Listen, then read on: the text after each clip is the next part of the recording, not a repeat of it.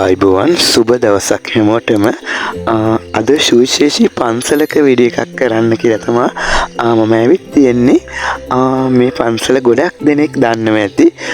නොදන්න කෙනෙක් ඉන්නවනම් එයාටත් වැදගත් වෙන හින්දා අපි අද බලමු මේ පන්සලේ ලස්සන හැමතැනටම ගිහිල්ලා අපි අද බලමු. මේ පන්සල සාමාන්‍ය කොළඹ ඇඹිලිපිටිය පාරේ යද්දී ඔයාට හම්බ වෙනවා. එහෙමත් නැත්නම් රත්නපුර ඇඹිලිපිටිය පාරේ ගොඩක වෙලයි උඩවලවයි අතරදී ඔයාට මේ පන්සල හම්බ වෙනවා. ගොඩක් දෙනෙක් කියන්න කලින් දන්නවා පන්සල මොකද්ද කියලා. මේක රජමහා විහාරයක්. මේක තමයි සංකපාල රජමහා විහාරය. ගොඩක් දෙනෙක් ගිහින් ඇති. නමුත් පාරට මේකේ ලස්සන බලන්න බෑ. කියන්නේ ලොකු පිට්ටනියක් වගේ ලොකු පාක් එකක් තියෙනවා. ඒ වගේම ලොකු මිදුලක් තියෙනවා. ඒ හරියට ආවත් පන්සලේ ලස්සන බලන්න බෑ. පන්සලේ ලස්සන බලන්න ඕන නම් ඔයාලා උඩට නැගලා මේ පන්සල පුරා ඇවිදලා බලන්න ඕනේ. ඒ වගේම තමයි මේක අක්කර ගානක ඔයාට හිතා ගන්න බැරි තරම් විශාල වපසරියක පැතිරලා තියෙනවා. නමුත් පන්සල එච්චරම ලොකුවට නැහැ.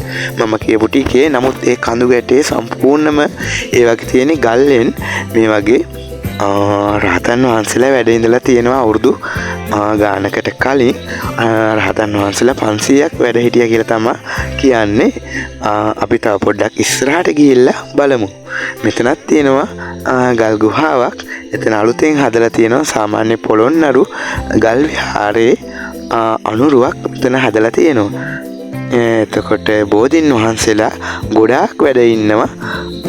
එතකොට මෙතන තියෙනවා පන්සලේ කියන්නේ අපි පහන් තියන ගලක් තියෙනවා. ඒ ගල උඩ ගොඩක් අය පහන් පත්තු කරලා තියෙනවා. තව දෙයක් කියන්න ඕනි. මම මේ වීඩියෝ එකේ වොයිස් එක කරන්නේ පස්සේ. ඒක නිසා තමයි ඔයාලට ටිකක් වෙනසක් දැනෙන්නේ. මොකද මේ වෙලාවේ කියන්නේ එතන කතා කරන්න අමාරුයි. මොකද පොයේ දවසනේ. පොයේ දවස් මම වීඩියෝ එක කරේ. එතකොට කට්ටියට කරදරයක් හින්දා මම වීඩියෝ එක කළා වොයිස් එක පස්සේ තමයි ඔයාලට මම එකතු කළේ. ඒකයි පොඩි වෙනසක් තියෙන්නේ. හරි අපි තව ටිකක් ඉස්සරහට ගිහින් බලමු. මෙතනක් තියෙනවා ගල් ගුහාවක්. ඒකත් ඉපැරණි ගල් ගුහාවක්. මේ වගේ ඉස්සර රහතන් වහන්සේලා වැඩ ඉඳලා තියෙනවා. එතකොට මේක කාවන්තිස්ස රජතුමාගේ පුතා වෙච්ච අපි කවුරුත් දන්න දුටුගැමුණු රජතුමාගේ සමයේදී පුස්සදේව කියන යෝධයා විසින් මේක මේ පන්සල කරවලා සසුනට පූජා කළා කියලා තමයි කියන්නේ. පුස්සදේව මහරහතන් වහන්සේ විදිහට උන්වහන්සේ පසුව රහතන් වහන්සේ නමක් විදිහට පිරිනුවන් පාලා තියෙනවා. ඒකේ උන්වහන්සේගේ සොහොනත් මේ පන්සලේ තියෙනවා කියලා තමයි කියන්නේ. හරි අපි තව ටිකක් ගිහිල්ලා බලමු. එතකොට සතර මහා දේවාල තියෙනවා.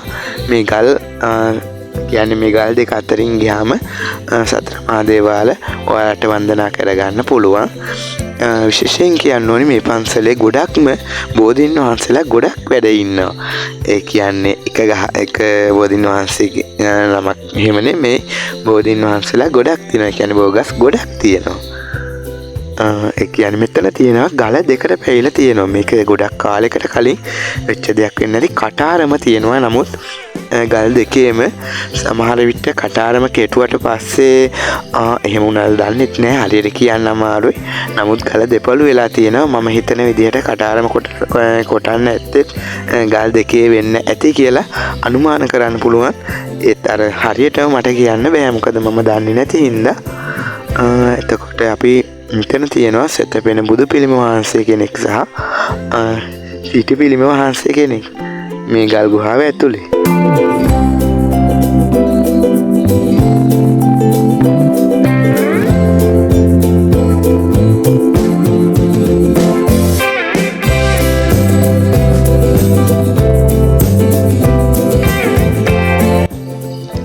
හරි අපි එහෙනම් පන්සලෙන් මේ විහාරයෙන් එළියට යමු. මෙතනින් එළියට ගියාම මෙතන ඉන්නවා යකෙක්. යකෙක් ඉන්නවා උඩ යකාගේ කටට පනින්න තමයි කෙනෙක් බලාගෙන ඉන්නේ. මේ යකා කවුද කියන්න මම හරියට දන්නේ නැහැ. දන්නේ නැතුව හරියට විස්තරයක් කියන්න හොඳ නැති හින්දා මම යකා ගැන කියන්නේ නැහැ. මෙතන රිලව් ඉන්නවා. තව දෙයක් කියන්න ඕනේ. මෙතන වැඩ ඉන්නවා බුදු හාමුදුරුවෝ. එතන කියන්නේ නාලාගිරි දමනේ මම හිතන්නේ එතන තියෙන්නේ. තව දෙයක් කියන්න ඕනි. මෙතන විදුලි වැටක් තියෙනවා. ඒක නිසා කැලේ ඇතුළට යන්න එපා. විදුලි වැටක් තියෙනවා කියලා හැමතැනම බෝඩ් ගහලා තියෙනවා. අපි උඩට ගිහින් බලමු. මෙතන තමයි පන්සලේ දැනට තියෙන උසම ස්ථානය. මෙතන කට්ටිය බහිනවා. වීඩියෝ කරනවා දැකලා යාලා hina වෙන්නේ. අපි උඩට ගිහින් බලමු. චෛත්‍යයට ගියාට පස්සේ ඔයාට ලස්සන view point එකක් තියෙනවා. ඒ කියන්නේ පාර පැත්ත හරි ලස්සනට මෙතනට ආවම බලන්න පුළුවන් වටේ තියෙන කඳු. සාමාන්‍යයෙන් අපි මහනුවර නුවරඑලි පැත්තේ තියෙන වගේ ලස්සන කඳු මේ පැත්තේ තියෙනවා. සාමාන්‍ය ටිකක් රස්නේ වැඩි වුණාට හරිම ලස්සන කඳු තමයි මේ පැත්තට තියෙන්නේ. ඔයාට આવොත් බලන්න පුළුවන්. හරිම ලස්සන කඳු. ඔයාට බලන්න පුළුවන් සාමාන්‍යයෙන් නුවරඑලි පැත්තේ තියෙන කඳු වගේමයි හරිම ලස්සනයි මේ පැත්තේ තියෙන කඳු. ඒ වගේම තමයි මෙතන උඩට ගියාම තියෙනවා තව ගල්ලනක්. අපි ගිහිල්ලාම බලමු. අපි තව පොඩ්ඩක් චෛත්‍ය වටේ ඇවිදලා උඩට ගිහින් බලමු.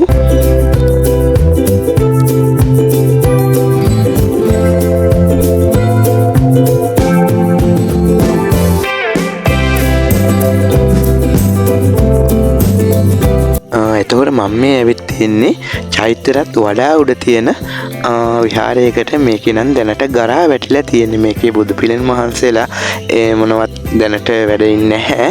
මේක ගරා වැටිච්ච පිළිමයක්. මම හිතන විදිහට මේකේ බෝඩ් එක නම් තියෙන්නේ 1985 මේක විවෘත කළා කියලා. වැඩි කාලයක් නෑ, අවුරුදු 40ක් වගේ වෙන්නේ.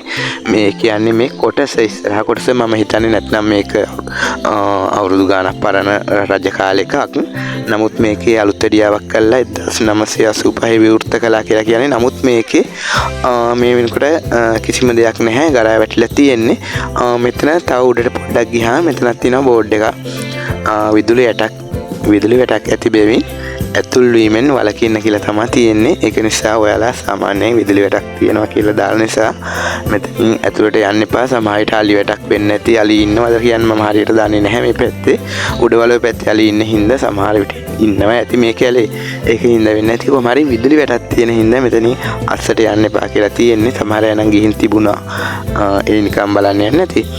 මෙතන වේහුඹහක් තියෙනවා. හිට බලන්න පුළුවන්. ටිකක් පල්ලෙහා අපි අහපව් පහළට බහින ගමන් ඉන්නේ. ලොකු වේහුඹහක් තියෙනවා. අපි තව ටිකක් පහළට ගිහින් බලමු. සම්පූර්ණ පන්සල මම ඔයාලට පෙන්නලා තියෙන්නේ.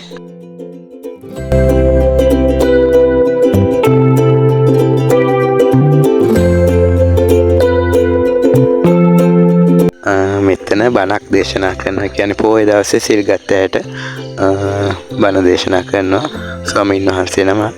මෙතන තියෙනවා ස්වාමීන් වහන්සේ නමක්ගේ පිළිමයක්. උඩක් තියෙනවා බුදුහාමුදුරන්ගේ ලොකු පිළිමයක්. මෙතන දෙන්නෙක් බහිනවා. එයාලා වීඩියෝ එක දැකලා මූණ අහගත්තේ. හරි එහෙමනම් අදට මම වීඩියෝ එක අවසන් කරනවා. ඔයාලට ගොඩක් ස්තුතියි වීඩියෝ එක බැලුවට. අලුත් වීඩියෝ එකකින් ඉක්මනින්ම හම්බෙමු. හැමෝටම බුදු සරණයි. සුබ දවසක්. channel එක subscribe කරලා තියාගන්න.